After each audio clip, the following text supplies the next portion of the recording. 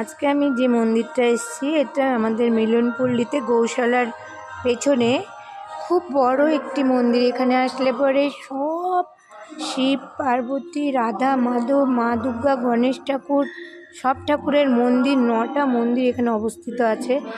যারা আসবে সব ঠাকুরকে পুজো দিতে পারবে। আর এই দরজার কাজগুলো দেখো, প্রথমে তোমাদেরকে দরজাটা দিয়ে শুরু করছি। আর পুরো মন্দিরটা এতটা বড়,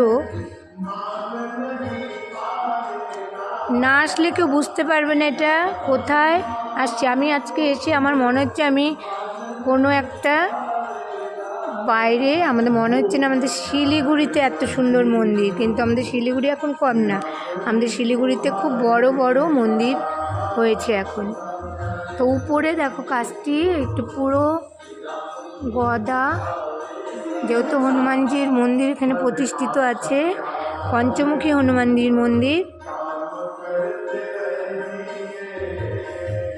তার জন্য পুরো মন্দিরের উপরটা গদার কাজ করা। দেখো কাজ দেখো, আর দেখছো নাম লেখা, পুরো নাম লেখা, রাম রাম রাম নাম লেখা রয়েছে। দেখো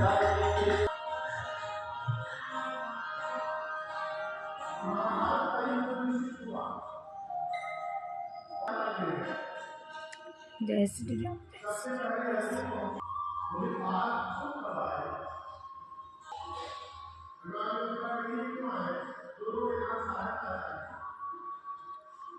মা সরস্বতীকে দেখো,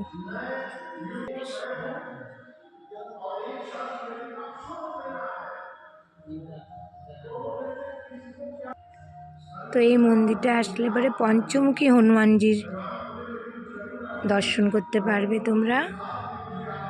তো দেখো কত সুন্দর। জয় বজরংবলী, জয় সংকট মোচন। তো এই মন্দিরটা দেখো, মায়ের যে নবরাত্রি করি আমরা, মায়ের নবরূপের এখানে রয়েছেন, নবরূপ মায়ের এখানে রয়েছেন। দেখো